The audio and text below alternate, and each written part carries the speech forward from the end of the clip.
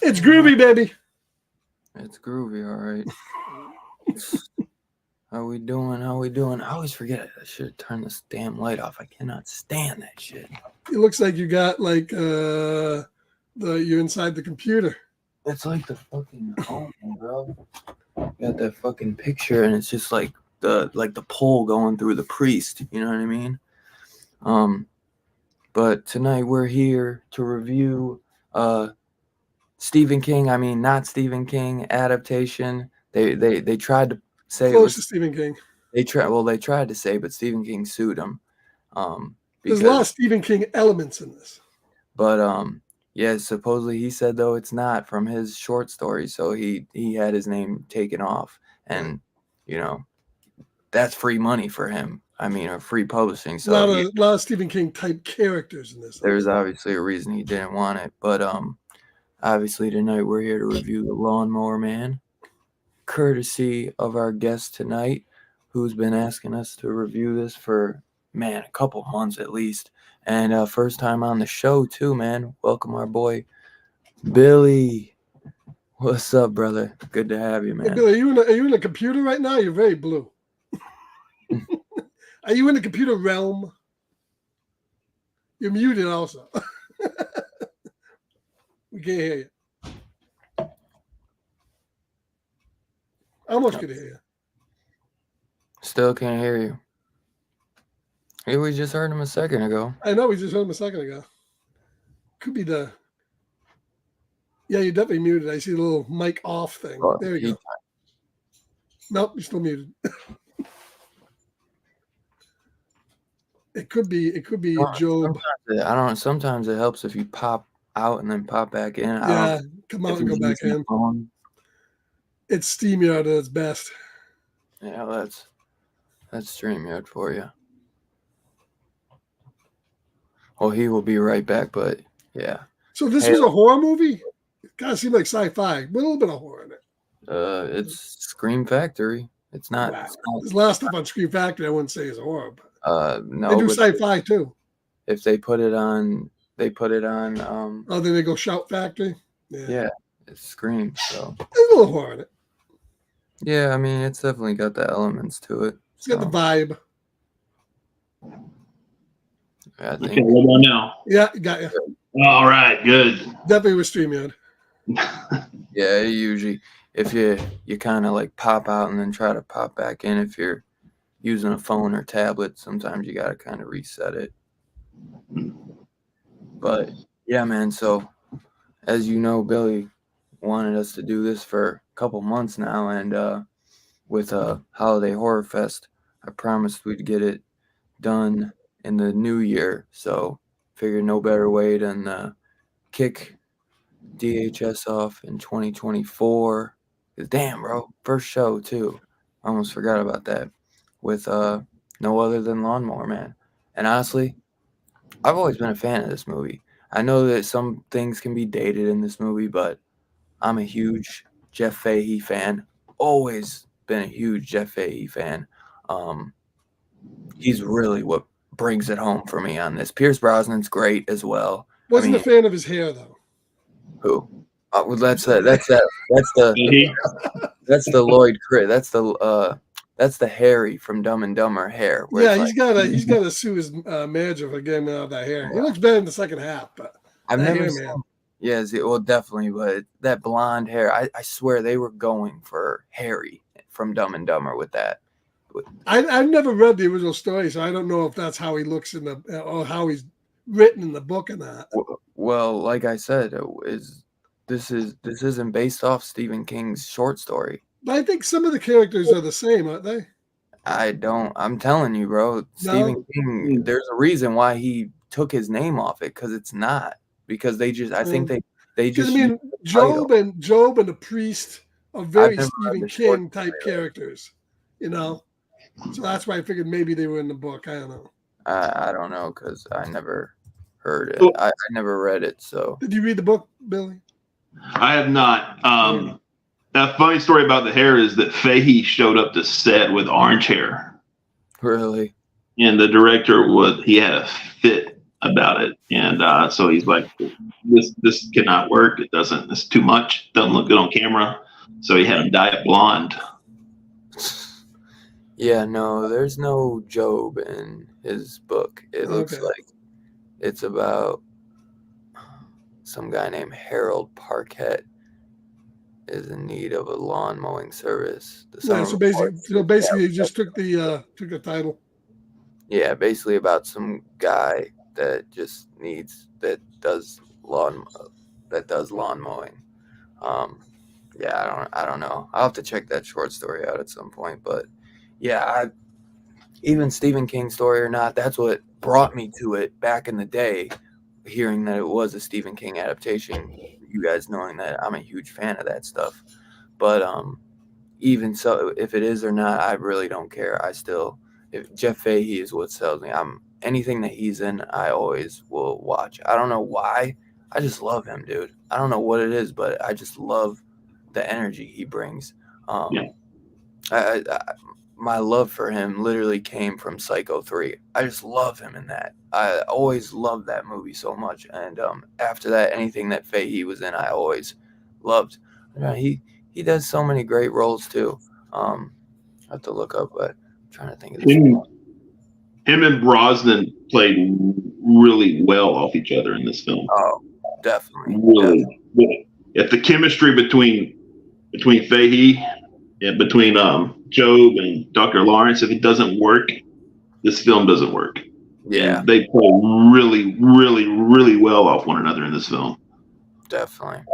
You could tell like Pierce Brosnan cares about Job. Yeah. In this film. Definitely more about him than his wife. Yeah. Wife wanted to go to the city, and that he didn't have no part of that. It feels like the soul of this film changes a few times. Because you care about Job, and he's just this good-meaning, well-natured idiot. It's not his fault. He's just not very bright. As he says, I was born dumb. Yeah, I'm like, and the relationship between David, the little kid, and even Terry McKean, played by the great late Jeffrey Lewis. Probably my favorite character in the movie was Jeffrey Lewis. Oh, he is so good in this film. I found out something that I never knew. He is Juliet Lewis's father. Is he? Okay, yeah. I had no idea. Yeah, and he's probably in every Clint Eastwood movie ever made, because he's in. When the lady who they mow her lawn, who is that? is that Jenny Wright who plays that? Yeah, but Jenny Wright. He's like, come get a fresh glass of lemonade. He's like, go on, yo. Yeah, I love that scene. He looks at me and goes, oh, holy mother of God. Look, that scene made me want some lemonade, man. I ain't gonna lie. I would have took some lemonade. Hey, it did look good. Some fresh. Yeah, I think so. Yeah, sometimes you just want some lemonade. Hell. She was in Young Guns 2. Oh. Do you remember the scene in Young Guns 2, the brothel, the woman that ran the brothel? Yeah. And then she strips naked and comes out. Yeah, she gets a little naked in this too. Yeah, and she was also in another famous movie, St. Elmo's Fire. Mm. She played Rob Lowe's baby mama in that. I see that. It says she was. Yeah. Oh wait, what is it? It says she was 1989 Twister, but that's not the one on this set. This is different. It's not the one with Paxton. It says she's in Near Dark. She's May. She's the girl that the main guy falls in love with, like with the short blonde hair in Near Dark. Yeah, she looked a lot different. I love Near Dark. She's the main girl. Remember the main guy, cowboy that like falls. She looks a lot different in that movie. Yeah, she definitely does. I think the super short hair and the white, like lighter skin, but yeah, so they're definitely a good cast in this.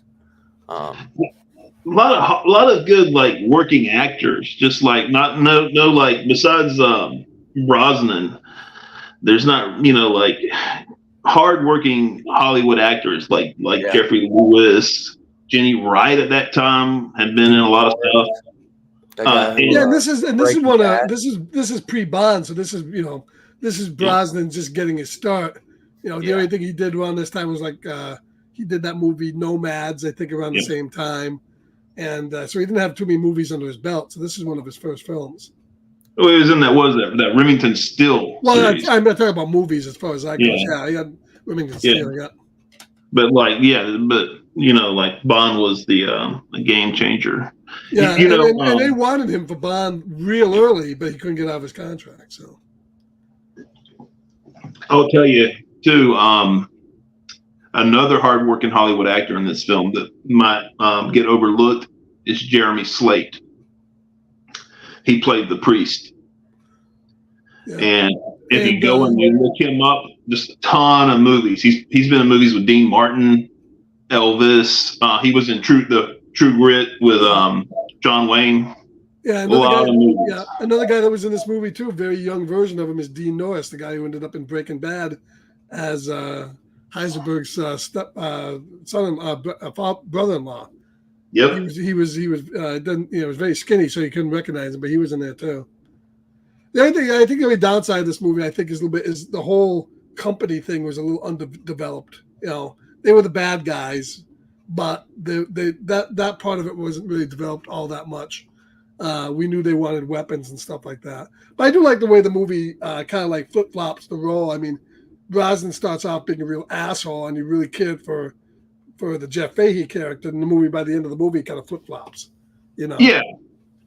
Like I said, I think the soul of this film changes a few times. The beginning, the soul of the film is Job and his relationship with Terry and David, and of course he's abused by the father, by the priest, and you want to see him. You root for him to do better. You root for him to get smart as he's being experimented on. You kind of lose respect for him when he scrambles his girlfriend's brain in the machine. I think that's where it starts going south from. Maybe a little bit. Yeah, just a little bit. A little bit. Maybe a little bit. He didn't mean to do that. Jen dies, was a vet spot. I think he was trying to make her in his image. Yeah, right. Well. Oh, exactly. But they described that. They described the scene where she's walking naked down the street, laughing. They should have filmed that. Yeah. He's hooking her up to the. They're getting into the machine. Right. They're twirling around. I think he's trying to. I think he's trying to make her like a similar version to himself, and it doesn't work out at all. Yeah, they really don't spell out why he needs to be in like a centrifuge twirling around. It does look neat, but what does that do? I love this film, man. Look, this film is great. I love it. This film is I get a kick out of it every time I watch it. I don't think I've ever watched this film and say, "Hey, that was not a good." Well, if you watch the theatrical, I think it's an hour and 48 minutes. Right. Yeah. The director's cut's 2 hours and 21 minutes, which I just watched, and it was worth every hour. It was worth every minute to me. Watching the director's probably cut. because they didn't the whole part with the apes was very truncated. I thought, they kind of truncated that whole portion of it, so you didn't really you're kind of like into it too quick, and then the apes dead very quick. So Yeah. if what you're saying is that stuff is all that maybe is what maybe would have added more to the film. Did it increase the violence at all? Was there any more extra gore? Not really. A little bit. I think there was a little bit extra gore in it. Not that the movie needed it, but yeah, I'm just asking whether probably that scene with the lawnmower where he cuts the head off. There's a little bit more interaction between Terry and Job in the director's cut. The only thing I got with my only criticism of this movie, I didn't mind it. I kind of like the scene, but it does kind of go into the goofy. Like the whole movie's not really goofy, but it gets goofy when he gets killed by the lawnmower, and then the cops are all like, all the heads in the bucket back there. I know Job was affecting like Michael Myers, dude. Yeah, Job was affecting him. He was making him say some of that stuff. So I'm watching the movie, right, and like when Pierce Brosnan shows up at the neighbor's house, at David and his mom's house, and the police are up there and they're saying they're doing, basically they're going to do a rigorous investigation. They don't know what's going on, while all these people are acting crazy, while there's 2 murders, and then you see Job in the corner staring at him, and they totally do like a complete. Yeah, they do a complete flip, and they're like, you know what? We're just going to do a basic accident, death by accident report, and you have a nice day, sir. You said it was murder. The look on their faces, like they just nail it, and like I laughed out loud. It was freaking hilarious. Even before he started, that was hilarious. Even before Job started kind of fucking with them, they were still kind of acting kind of goofy. I mean, some of the stuff they were doing. I mean, those. But it was still they played always a goofball. The guy that played that cop, he's always in comedic type. Even the wife and the son, they weren't crying over the father there. He's dead with his head back there. Oh well. That guy was in Ace Ventura. The guy that played the lieutenant, wasn't he in Ace Ventura? I'm pretty sure he was. Yeah, he could have been, I suppose. Yeah, he was in that movie. Yeah. No, that's fantastic. Look, I'm going to go ahead and declare that January the 13th is Lawnmower Man Day. I'm going to celebrate it as a holiday. Well, I think there's no arguing this movie was definitely influenced by Tron. I mean, the look of Job is right out of Tron. So I think once Tron was a hit, what was that, 88, 87? Then they obviously wanted something maybe Tron-like. So they probably had rights to King's book, and they just said, well, we could do something with this. We'll just keep the title, make it kind of Tron-ish, and see where it goes. So I think it was influenced by Tron. All those, and the video game craze, obviously, of the late 80s, 90s. The way they thought it was going to go. Everybody thought it was going to go in VR. In fact, I don't know. Are you a big Star Trek fan at all? I am not. Like even Star Wars, original Star Wars, not Disney. Even Star Trek: The Next Generation did an episode of the show where they went into like a VR type of world. So that was like 89. So that was a big subject, I think, in that era of the late 80s, early 90s of VR and what it may mean, virtual worlds. So I was looking up the guy that played David's mother in this. I'm calling him David. I think his name was Peter. I'm calling it's Peter. And I'm calling the little kid David. It's Peter. Her name is Rosalie. Oh, can't really pronounce. What's that? Mado. Let's see. I'm looking up. She was hot. No, the mom was hot. Yeah, she looked pretty good. Like I guess like Pierce Brosnan's leaving with them. I guess they're getting out of town. I don't know, man. Yeah, I mean, she looked pretty chummy with Pierce there at the end. Yeah, she did, didn't she? I think she liked what she saw. Well, her husband is dead. His head got cut off, so she's looking. She didn't like her husband. He was abusive.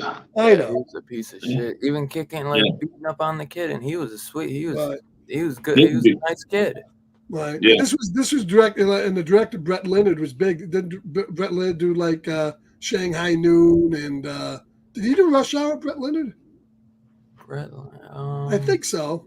So he was pretty big back then, and he directed this movie. So he did a pretty good, decent job. He did the screenplay too, and he directed it.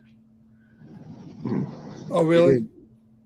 It says he was a clown performer, but he was uncredited in Killer Clowns from Outer Space. Oh, I didn't realize that. Yeah, I mean, no, I don't think he did. He did a movie called The Dead Pit.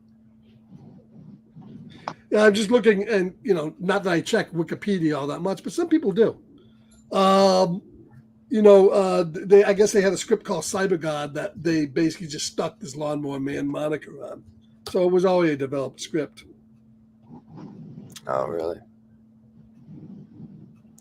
So he did some Man-Thing movie in 2005. Highlander, The Source. No, it seems like this guy hasn't done very much. Oh, okay. Yeah, he did Man-Thing, Highlander, yeah.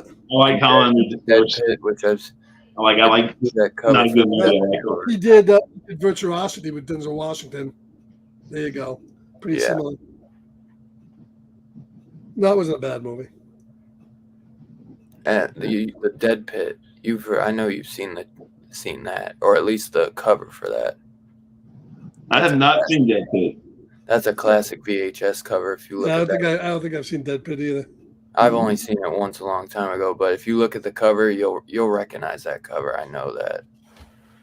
And of course, this movie was so successful that it spawned, Lawnmower Man 2 with Max Headroom in the lead. Did anyone ever see that? No, I heard it was horrible though. It looked beyond cyberspace. Yeah, it's the guy that played Max Headrooms in it. Mac Fuhrer plays Job.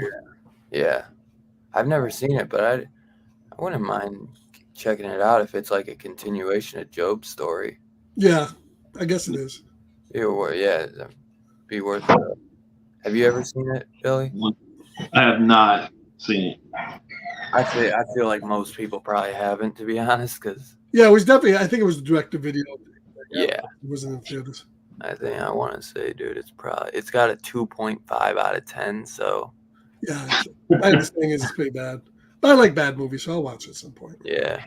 No. I'm going to be honest. I didn't know it existed. I knew it existed, but like I said, I never. Yeah, I think it only came out like 3 or 4 years after the first one came out. They literally rip off the cover too of the original. They put Jeff Fahey walking with the lawnmower, and then they just like paste the new guy, Matt Fuhrer, like in his suit, like on top of it. So they literally just rip it off. It's actually kind of funny. Yeah. So I got 10 right here. But yeah, I fucking love this movie though. I think it's all around great, man. I'm always intrigued with it. I know Two Gun messaged me and he's like, fuck man, he's like, I had to watch it on Pluto and it's keep getting hit with commercials, man. It's fucking up every time I'm in the zone with it. But I definitely I definitely have to get the disc because it has the director's cut on it, so I can check that out. No, the director's cut is definitely better too. Well, looking for this movie to watch, actually, the director's cut is available in more places than the original cut. You can see the director's cut almost everywhere. Well, but you can't see the. You can get the director's cut too on Amazon and all that. Yeah. It's just 2 separate ones, but I think you could probably get this for $15, dude. Yeah, I guarantee it. And you're not gonna get the slip or anything. It's an old Scream Factory. This one came out a while ago. But yeah. So Jeff Fahey, I mean, he did it right. He didn't go as Robert Downey would say, he didn't go full retard in this, They're not on PC. Developmentally challenged is the correct. Fuck that.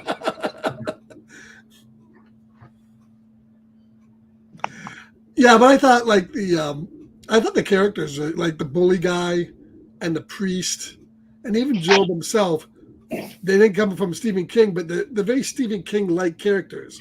Those are guys I expect to see in a Stephen King movie. Well, maybe they were probably trying to keep do that because they were putting his hoping name Stephen on King. Yeah, right. And maybe Brett Leonard, who wrote this thing, was a big Stephen King fan. Possibly, yeah. Because, like I said, from what I read about it, there's like nothing that I'm really picking up on it. It says plot summary for Stephen King's short story. Harold Parkett is in need of a new lawn mowing service. The summer before, a neighbor's cat was accidentally killed when another neighbor's dog chased it under the mower. Harold has been putting off hiring new help for the summer, but when he sees an ad for a mowing service, he calls. A van reading Pastoral Greenery soon pulls up to his home. The man working for the service, a hairy, pot-bellied fellow, is shown the overgrown backyard and is hired. Harold is enjoying a rest as he reads the paper, wondering about the lawnmower man mentioning Cirque.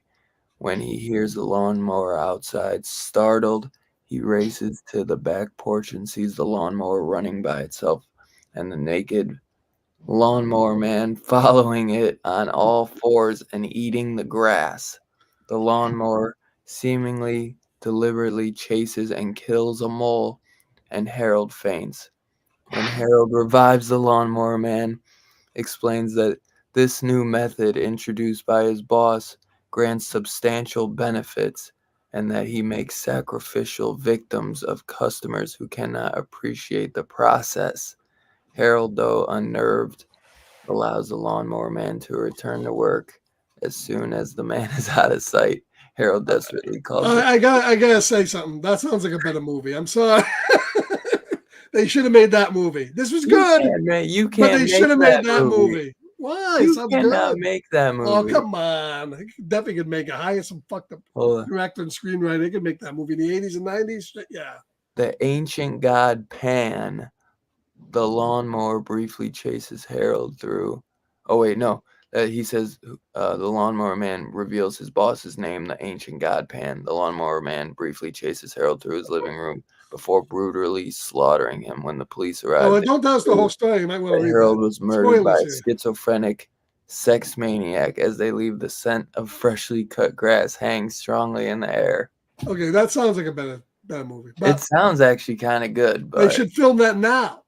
They should do it now. Yeah, but I still love this movie. Actually, that sounds like that would be something good for something like Creepshow or some of those anthology things. Yeah, because it's a short story too. Right. Okay, we didn't get that, and we didn't get anything even close to that.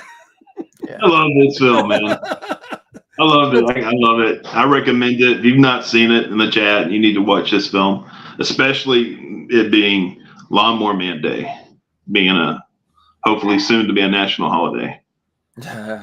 In January when it's snowing outside. But that's it. I wanted Two Gun. Did you watch the theatrical, or did you watch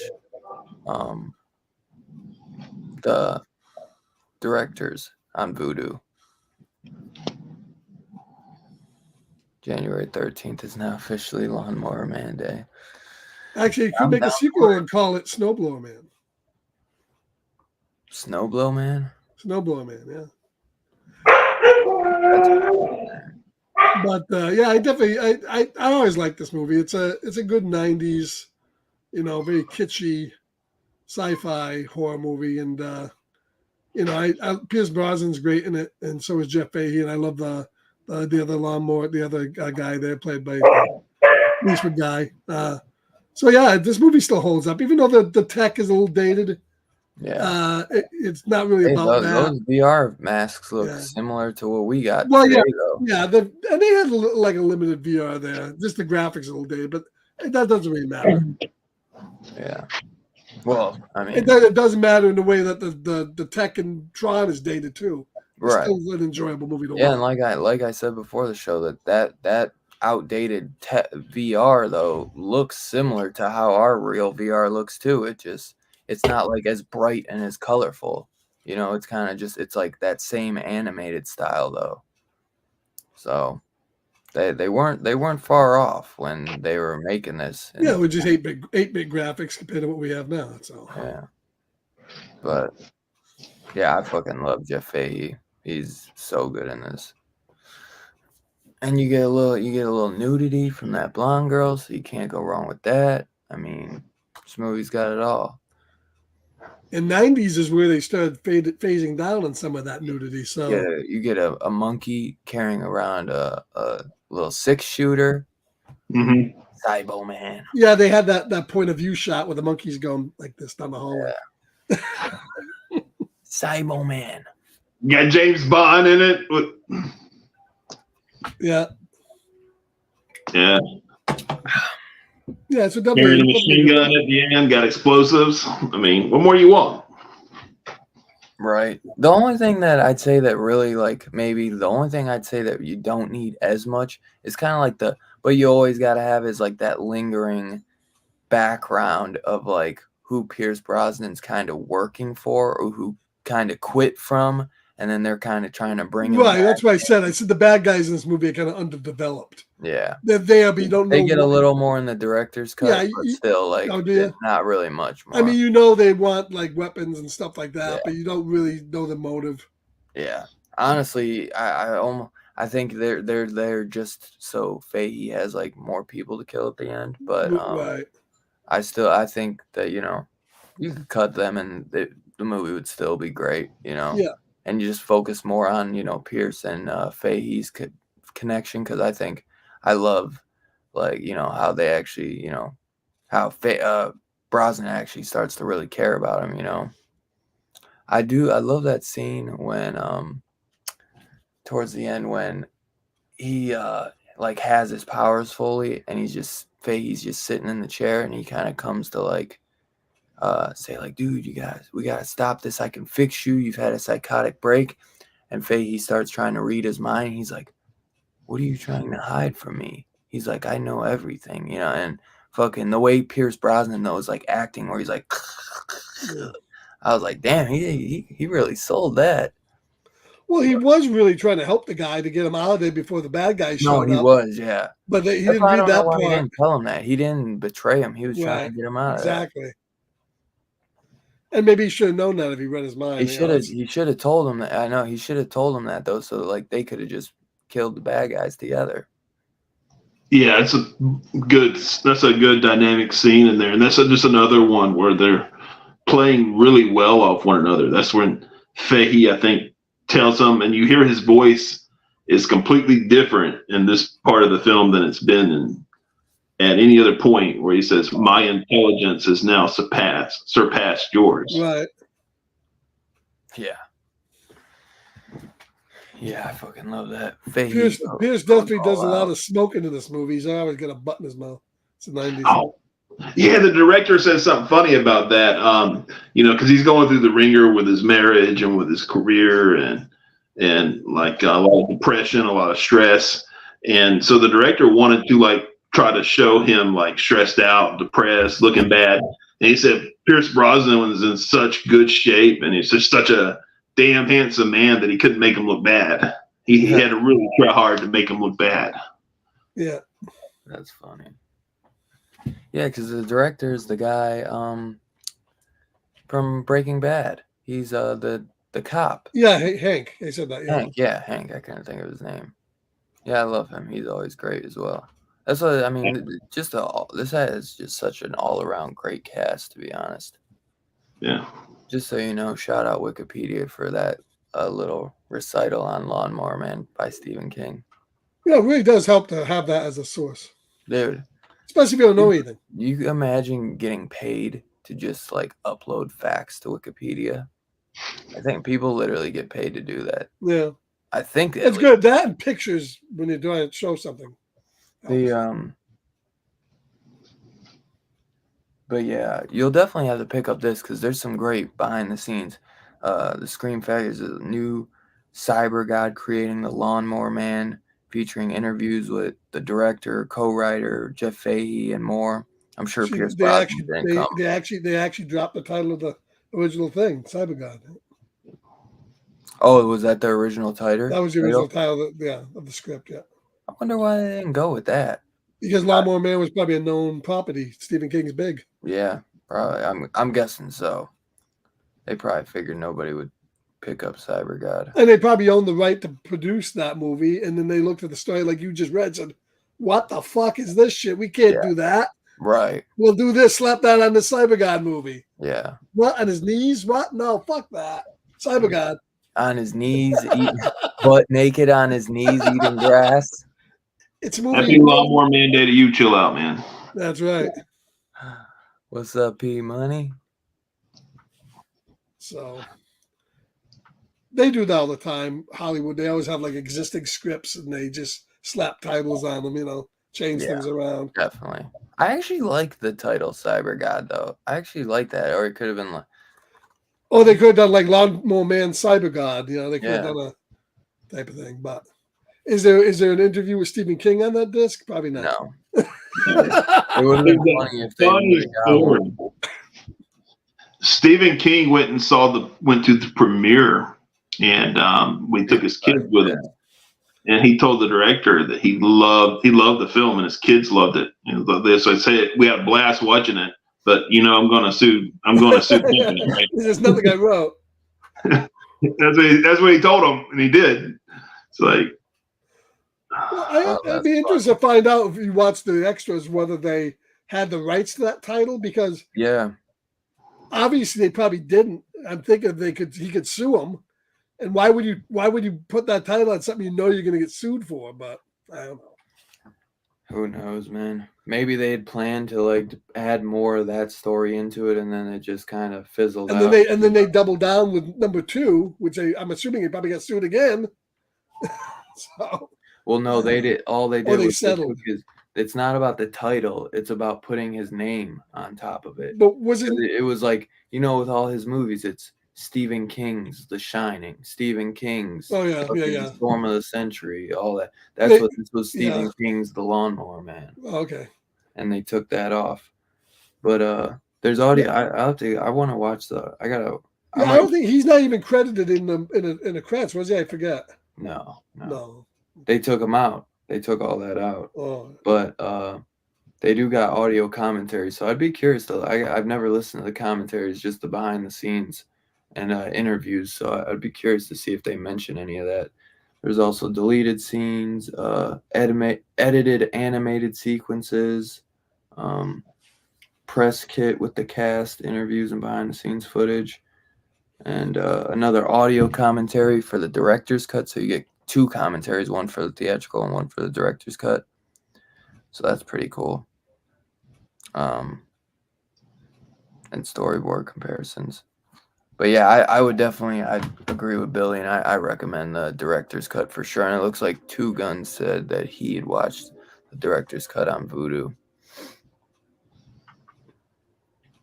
Yeah, I know, because that was like, it's a lot longer. I was like, it's probably like a few more minutes, because I forgot how much longer. No, it's a lot longer. Like, it's like 2.5 hours, and the other one's like an hour and 45. I was like, damn, really? Yeah. But it's worth it. Well, I don't think I've watched this movie since like the late 90s. So when I rewatch stuff, I kind of always like to watch the theatrical first, because I want to see the movie as it came out. Yeah. Well, because I wanted to also kind of try to compare them. So that's I watched. Like I said, I didn't know if I would. At first, I didn't think I'd have the time, so I watched theatrical because that was what I could watch on my phone. And then I was like, well, I might as well throw the director's cut on while I'm just sitting here waiting to do the show once I got home from work. And yeah, so I threw that on. And yeah, I definitely would go director's cut all the way. I'm glad that they added both on this set. I'll tell you, I got that when I started watching the director's cut, I got that kind of Zack Snyder Justice League vibe at the beginning. Like, this is a different film. Yeah. And then it settled in after the beginning. It settled into like, okay, this is the film I know with a little bit more. Yeah, a lot of these movies too. A lot of these director's cuts on these 90s and 2000 movies only exist because back then they used to air these on TV, Yeah. and they had to have stuff to pad out the runtime to get it to either 2 hours, or in this case, cut out all the nudity, and then have that gap to fill up. So they always added extra scenes into movies back then, and I'm pretty sure that when this debuted on TV, it was that from the beginning, the director's cut, to add all that stuff back in. So that's the reason why half those things exist. You seen Rocky, Perry? I sure hope you have. Asking for a friend. But yeah, I felt that I feel like this movie's just so unique. Every time I watch it, I'm like, because I usually watch it every few years, so I go into it and I was like, damn, bro, this shit is so good, man. I always enjoyed it. I feel, in the 90s, there wasn't much like this coming out. I know they had, what's that one with Furlong, about the video game he was playing. It's not like VR or anything, but the 90s did have that kind of thing where they were starting to kind of introduce video games with their horror. Science fiction movies, yeah. What was that? Well, a lot of science fiction. Remember that movie Free Yeah. Jack? Remember Free Jack? Free Jack, yeah. Yeah, there's a lot of those type movies in the 90s. Yeah, if it wasn't sci-fi, it was horror. So, like you said, what is that movie though? Brain Scan. You remember Brain Scan with Eddie Furlow? Yeah, vaguely, yeah. Vaguely, yeah. With the weird guy, he had like the weird red hair. Mm-hmm. Well, a lot of that too was what year did The Matrix came out? That came out in what, 97? 98. 98, I believe. Yeah. Yeah. So that was kind of the evolution of a lot of that.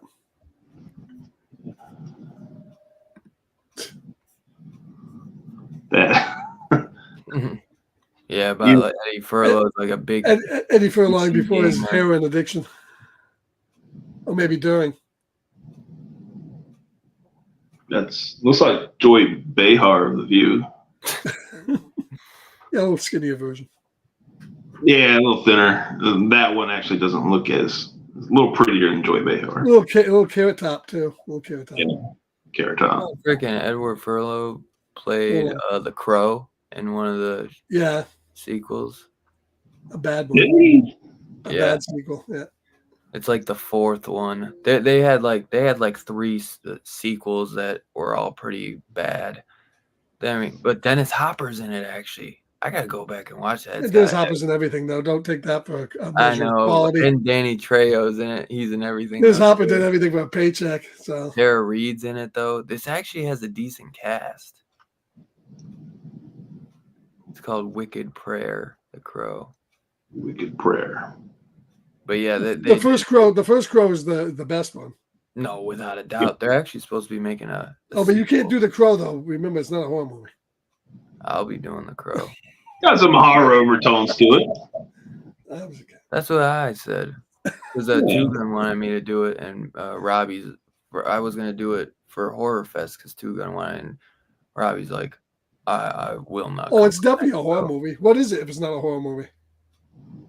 Yeah, I think he called it like a superhero movie or something. It's a comic book Or movie. anti-hero. Yeah, it's a horror movie. Yeah, it's a comic book movie, but I mean, it's definitely got dark horror tones to it. It's basically about a zombie. It's like a guy that comes back from the dead. I mean, the Crow is basically like a fucking zombie. You know what I mean? Technically. Thank you, Chill Out Man, for pointing out the Burial Ground. Burial Ground is on every list of the top movies of the 90s, so you better believe it. Yeah, that's for damn sure. Billy, you ever watch Burial Ground? I have not seen Burial Ground. Oh my god, you gotta watch that. You gotta catch that, baby. It's a classic. Come back out, we'll review it again. All right. Can never review it enough. We already reviewed it twice, me and Dylan, so a third time will be the charm. Yeah. Yes, I think last time it was just me and him, me and Scarpad. And the first time there was a few of us. Well, the second time we were reviewing the 4K. Right. Technically. Yeah, technically. So Emilio was in Free Jack. Yeah, and Mick Jagger. and what's his face there from Silence of the Lambs? Hannibal. Hannibal, yeah. Now, Hopkins. Yeah, he's in it too. Free Yeah, Jack. I couldn't think of it for 1 He second. was the bad guy in it. Thank you, El Crudo. I think Lawnmower Man is a classic as well, and I know Billy would say that too. I love the '90s. People don't. I know everybody talks about the '80s, but I love the '90s as well. I think the '90s. Well, the '90s was good. It's the 2000s when things started going bad. Yeah, I right. would say early 90s. Yeah.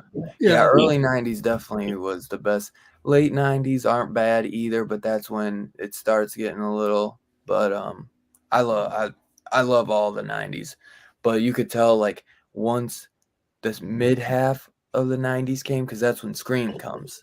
So then the late '90s start coming, and you get all these mimics of what Scream. Well, I would say like the early 2000s is where all the mimics were. Well, that too, but that shit lasted like a decade, because you gotta remember that there was also sequels to Scream, and the sequels were coming out very quickly. I mean, the first 3 Screams came out, I'd say, within 6 years. So yeah, and that's why they did all those sequels, because so from '90, then you get but I Know What You Did Last Summer and all those.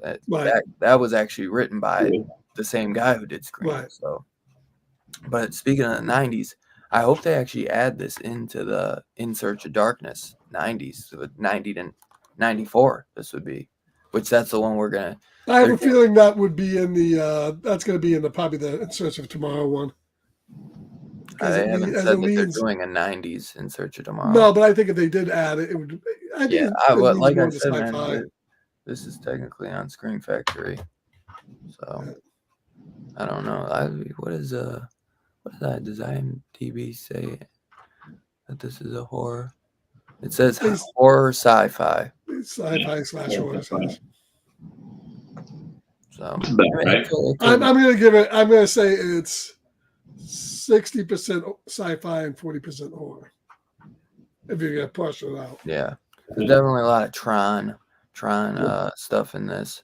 Yeah, we'll get a nice better panel when we do Burial Ground again, for sure. We'll get everybody. We'll get Cheel out, man, if he wants to join. I'm sure Billy'd be down, because I think he would actually have fun with that. Yeah, I'm down. We'd have to get Perry just for shits and gigs. You know what I mean? He's got to see that. That shit would blow his mind. Yeah, I will tell you though, with the director's cut, I really appreciated. There was a little bit more with Job and Terry, and their kind of like brother relationship in the film, and that it added just a bit. It added just a little bit more to it. Yeah, because besides the kid, he's the only one that's really there for Job. Like that. Yeah, because he freaks out when he gets shot, and he really, really fucks that guy up. And shoots him. Because I'd say Job and Terry, those are probably my 2 favorite characters. Yeah, I love Terry in this. I'm going to say Terry is my favorite character of the movie. Yeah, Terry's awesome. Yeah, and it's definitely worth watching the director's cut just to get those little bit more. I think Terry had all the best lines. I think. I just love when he's just like, "Go on, Job, go get that lemonade." Everybody's been trying. She's not a hooker. Hookers do it for money. She's more like a slut. Whatever he says. She said she does it because she likes it. She likes it. Yeah, she likes it. Do you remember? Do you want to mention maybe what some of the few other differences between the theatrical and director's cut that you remember? Basically, hold on 1 second.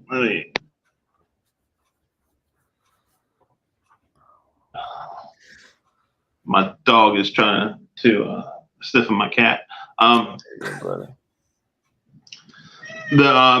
Basically in the beginning, you have this interaction with the escape ape and Job, and a lot that is not in the theatrical. And Job thinks that the ape is a comic book character.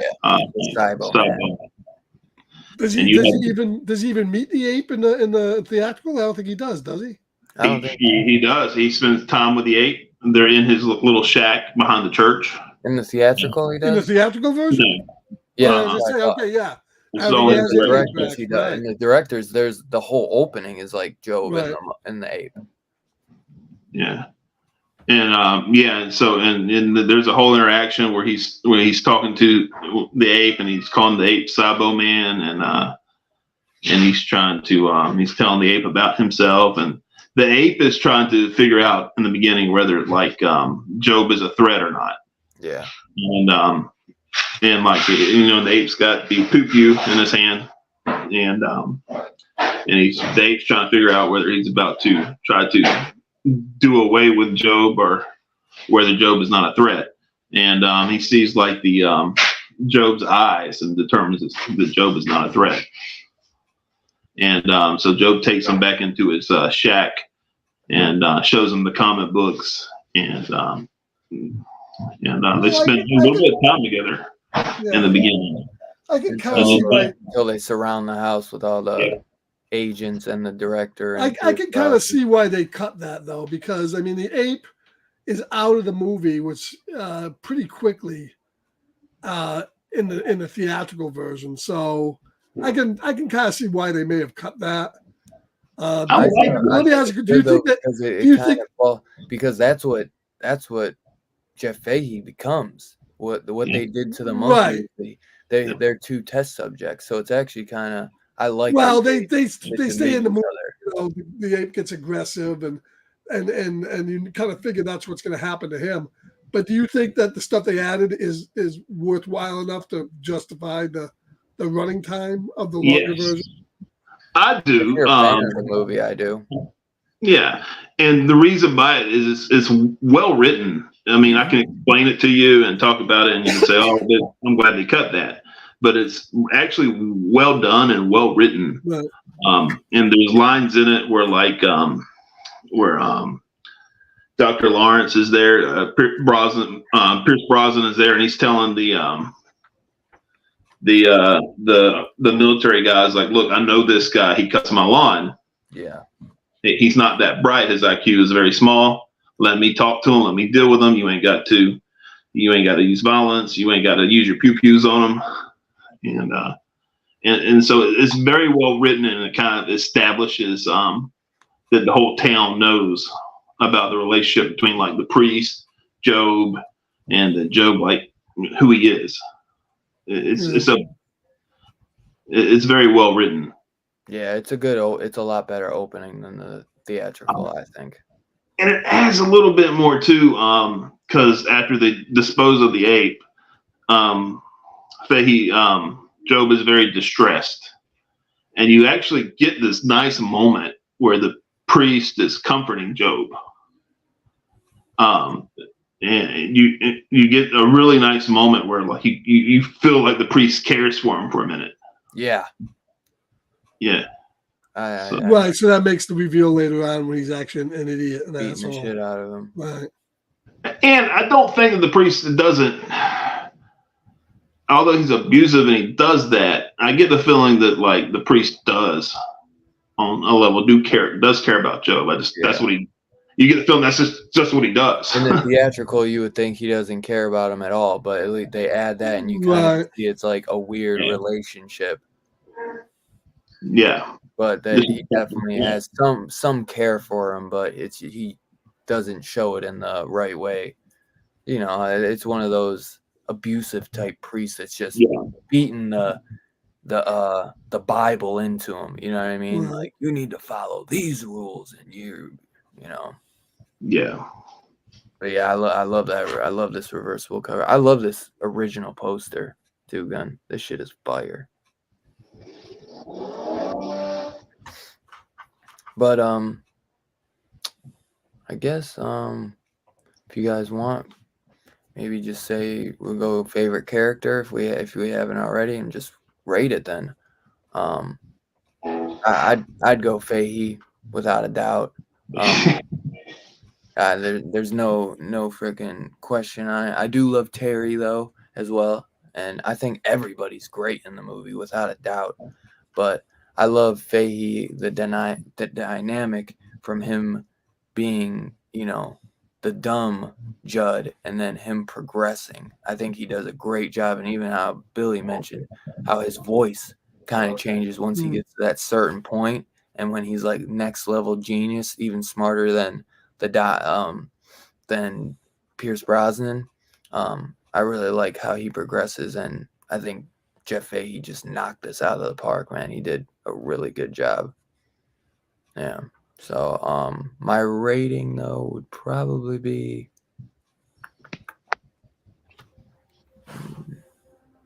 anybody in the chat, you guys throw your ratings down below as well if you're able to watch this. Out of 5. What's our rating scale? 1 to 10? 1 to 5. 1 to 5. So, but same thing, 1 to 10, 1 to 5. I'd say maybe I'd give it a 4. I think I'd go 4. I really do enjoy this movie. For what it is, man, it's very unique to me. I feel like there's not much like it. It does take, from Tron and take. I give it a 5.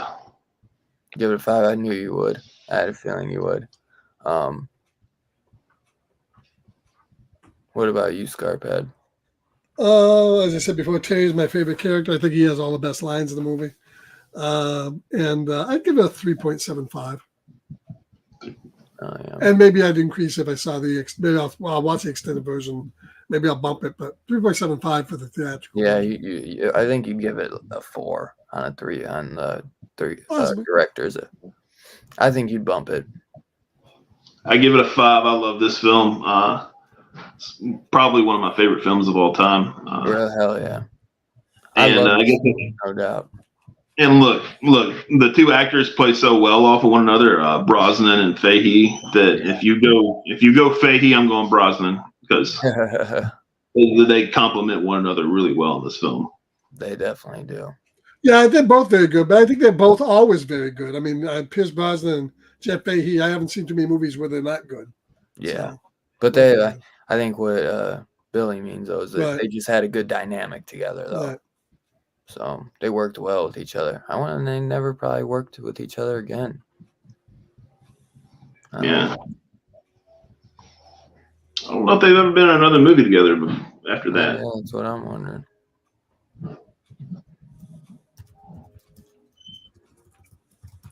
So to say, Jeff Fahey's made a lot of movies.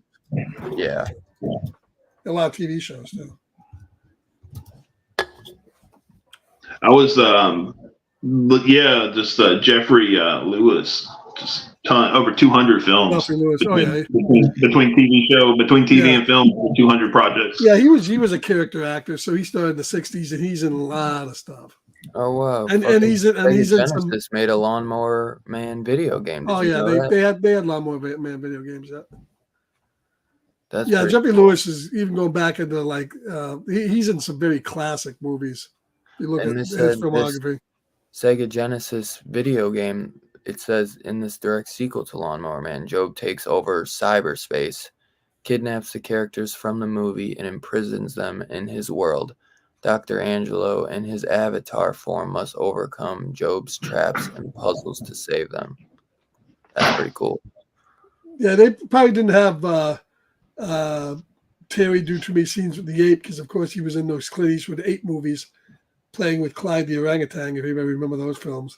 He was always playing with that guy. That was one of his better movies. On IMDb, it has Stephen King as the writer and Brett Leonard and Gimel Everett as 3 writers. I don't think Stephen King will ever truly get his name off. Yeah. Chill Out Man gives it a 4.5, ahead of its time and inspirational. I completely agree. Ahead of its time for damn sure. And Two Guns says 4 slips. So me and him right on the money as usual. So 5, 4, 3.75. We got a 4, 4.5. Where's my boy Evan, man? I saw him say what's up earlier, and he ain't been chilling. Wonder he's just listening. I'm curious if my brother Evan ended up watching this.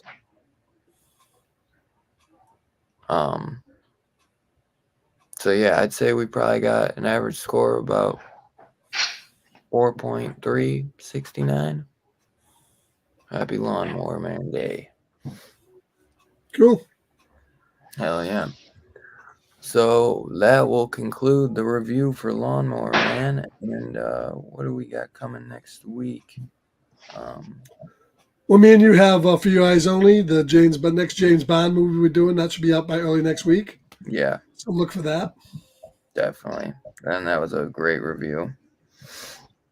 And next week we will be. Oh, here's my boy. I didn't end up watching this, my dude. Yo, you have to check it out. The theatricals on you can watch it on the Fire Stick if you want. And I know I think you watch the director's cut on YouTube, Billy said. Right. Yeah, it's on YouTube. And You can rent it for like $3, I believe. Oh, you rented it, okay.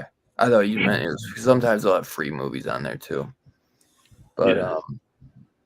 Next week we will be doing Don Coscarelli's Bubba Hotep, man. Let's see. I have it right here, actually. And I will finally get to watch my 4K on this, man. I picked this up last year. I think I bought that for you. I'm not sure. In 2023, and I have not yet got to watch it yet. So I've seen the movie, obviously, but I have not yet seen this Elvis killing mummies. You gotta love it. awesome fucking. I know this is gonna be a good 4K. I love this movie, and it's got 2022 4K 2022 4K scan of the original negative, which that's weird because this came out in 2023. Color correction supervised and approved by Don Coscarelli, so that'd be interesting to see the new color correction on this. But yeah, y'all know I love me some Bruce Campbell, man. So and some Ozzy Davis. It's one of his better ones. It's one of his best. That's for damn sure. Yeah, you gotta watch this one, Ev. This one is so good, man. So good. Fucking Bruce Campbell as an old Elvis. Love it, man. So yeah, that's what we'll be kicking next week off with next Saturday. And like Scarpat said, For Your Eyes Only, right? Coming up next week. Yep. Yeah. And I'm sure we'll have more coming too. Scarpat and I always got something going. But dude, Billy, thanks as always, man, for coming on, man. I appreciate Thank you. always hanging in the chat. It was great to finally get you on the show, man, and do this one with you, man. I hope you had a fun time, man. I know I had a good time having you on, man. We'll have to get you on again, dude. Appreciate it. Thanks for having me. Had a blast. Happy Lawnmower Man Day to everybody. Hell yeah. I'm gonna go break out my lawnmower right now. You're always welcome, brother. You're always welcome to join. So if you ever, I know you're usually in the chat every week. If there's something that we're reviewing and you're like, I love that movie and you want to join, just shoot me a message, bro. Thanks, brother. And Two Gun said Bubba Hotep streaming it on Amazon Prime. So yeah, it might even be on Pluto and Tubi if you don't have Prime. But I feel like most people do have Prime.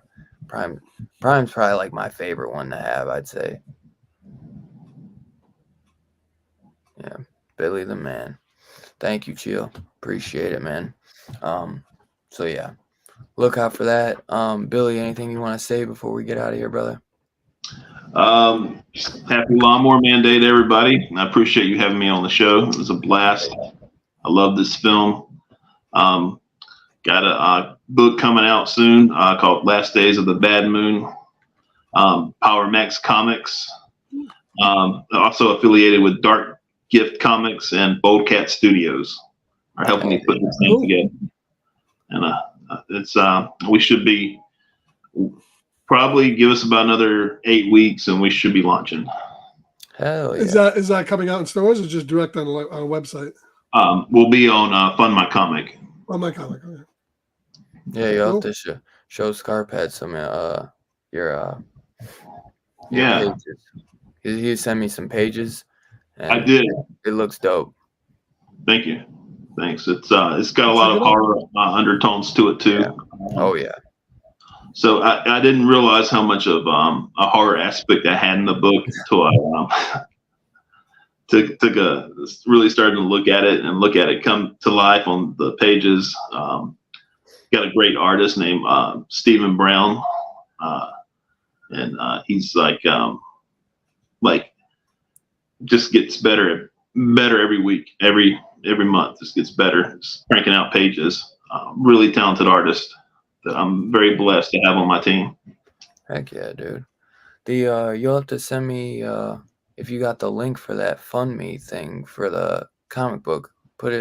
Send it to me, and I'll put it at the bottom of this video. So Okay.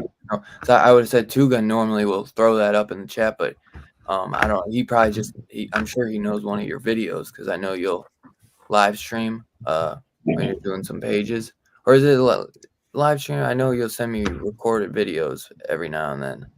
Yeah, that's from Steven's channel. Okay. That's my artist. Gotcha. Yeah. So I just think it's pretty cool. You get to see the process of definitely, because I know that a lot of us are just comic book nerds. I know I am. You get to see the process of a book getting made that you're gonna own later on. It's pretty. It's pretty. This is the first book I've ever made, and yeah, like you said, a lot of us love that stuff, and some people are always like, man, I wish I could make a comic book. That gives you kind of a little head start on how to, so that's pretty cool. But yeah, man, definitely go check that out, man, and look out for that in about 8 weeks. And after come back, if you guys leave a comment, I'll get that link on there. So if you guys, that sounds interesting to you guys, go support our boy Billy on that. As always, man, I appreciate everyone go support Billy. I appreciate you guys coming out, hanging out with us on your Saturday night. As always, you guys are the best. Thanks for kicking off 2024 with us, Billy. Thank you. And we'll see you guys next week for Bubba Hotep, man. Be ready, y'all. And yeah, peace out, y'all. Have a good weekend.